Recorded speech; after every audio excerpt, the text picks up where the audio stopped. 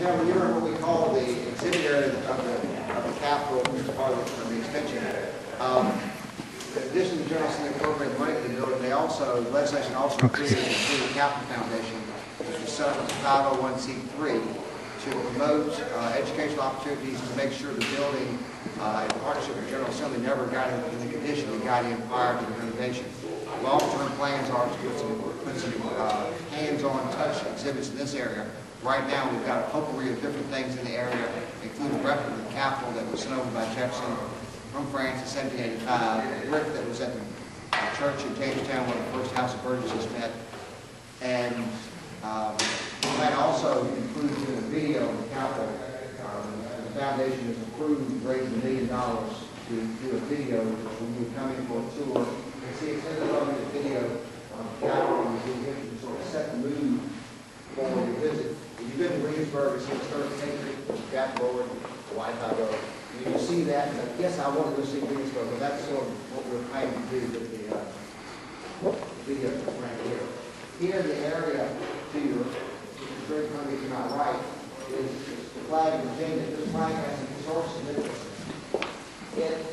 On the day the Union forces occupied Richmond in April of 1865, if you see photographs of the capital city in 1865, the city was pretty much burned. Abraham Lincoln had a great fondness for Thomas Jefferson. He knew that he designed the Capitol. And this flag was flying over the Capitol on the day that the Union forces came and occupied Richmond. It was taken down and taken home by a Union officer from Massachusetts. Somehow it stayed in his family, and in the early 1900s, more like 1925 or so, Harry Byrd Sr. was governor.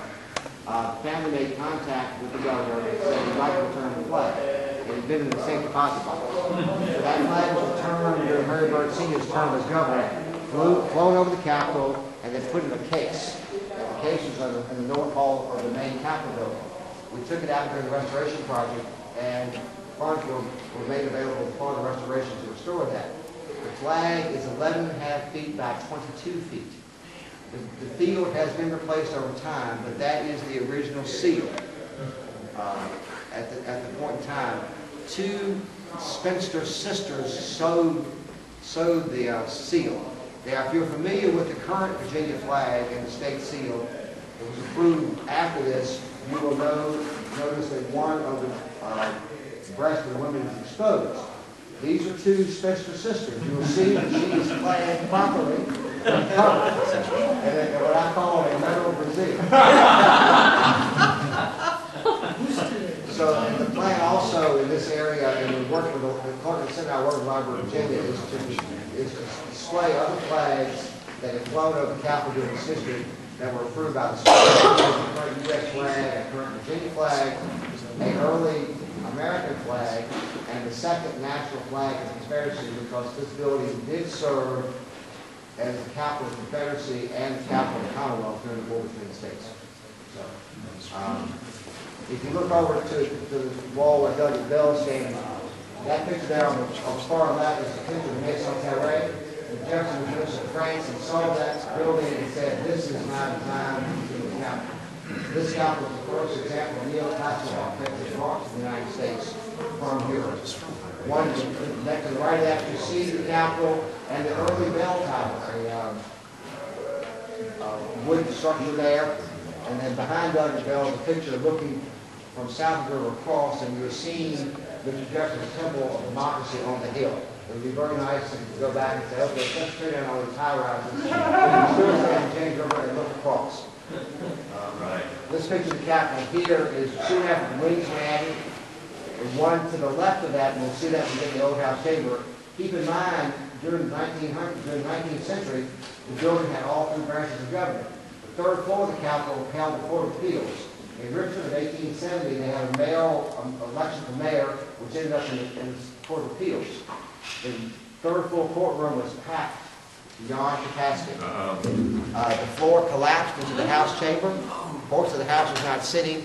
During that event, that catastrophe, 62 people were killed and 250 people were injured. And this is my take on this. Words were, tear the building down. It's not structurally sound. A member of the House of Delegates, then from the city of Manchester, which is just across the river, Manchester merged with Richmond in the early 20th century, said, no, we need to save Mr. Jefferson's building. So it was built back up from the first floor up. My take on this is, it's 5 years after the war between the states. Virginia did not have a lot of cash. Had we been rolling in money, it could be very well that the buildings have been torn down. Because the first capital improvement on Capitol Square occurred in the 1890s with the building of the finance building, which is now the College of Delegates. Questions? Thank you.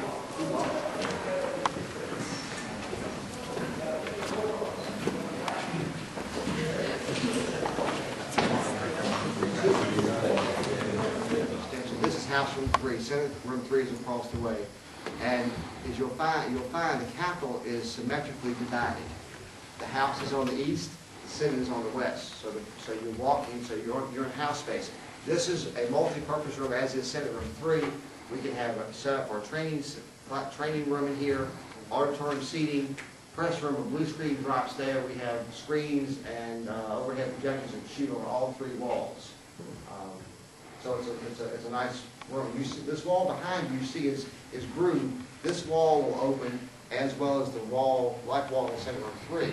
So for after hours, if we need to have a major function using the hallway, we open the walls and these 2 rooms become one using the halls as a connector. The question of statue of George Washington, the new passage you were walking down.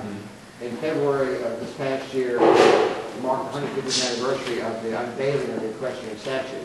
So we've sort of got this as a theme right now in the cases here as we go up into the Capitol itself. But that was started in the 1830s, ran the money, and it was finally completed and dedicated on George Washington's birthday in 1858. We had a little ceremony in the Old House Chamber on that day. Delegate O'Bannon and Rycroft formed a put a resolution in and coordinated that event. Trying to figure out where you are. I love standing here because you can't hear every voice amplified. We were under the roadway that circles the Capitol. And the skyline above with the state seal now. You see some plastic there. This is one of the little hiccups that we're dealing with is the skylight leaks. The General Assembly was nice enough to incorporate some funds to see if we can rectify the leak problem. The goal is to maintain natural light coming in here. Worst case scenario is to seal it up and you just have incandescent light shining down here. The plan here, the foundation is also approved raising $1 million to place here a bronze statue of Thomas Jefferson. That is the plan, and the foundation decided to use bronze because they didn't want marble because the Houdon statue of George Washington were rotund as marble, so we didn't want the 2 pieces competing. So that's another one of the foundation's $1 million projects. We have our food service from the Capitol is here. They also, the same vendor also provides food service for the General Assembly building. And you also will see a lot of glass. The architect wanted to use glass so you would have not any barriers of sight. So the elevator is glass here, glass all around. And for the building, for the first time in its 220-year history, it's ADA compliant with the elevators. You notice when you push the button to get out of the House Room 3, those doors are quite heavy. So the building didn't become compliant until we had some mechanism to open and shut those doors. Everybody, a couple of you have asked to tell you when you come to someplace we work a lot. This is actually the diner when it's 11 o'clock, 12 o'clock, 1 o'clock. This is where we do eat and grumble and fuss about each other. So this is. And one thing, Doug, one thing about your General Assembly, the House, Senate, both of them.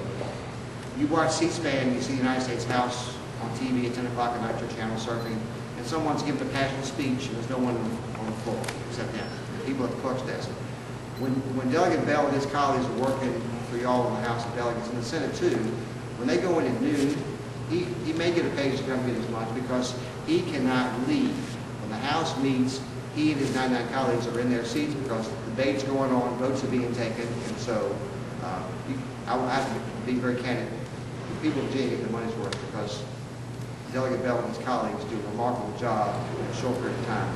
And that, when Speaker Galvin and Delegate Bell's in his seat, doing what y'all elected to come to. Actually, there's some delegates who are a little, let's say, wordy.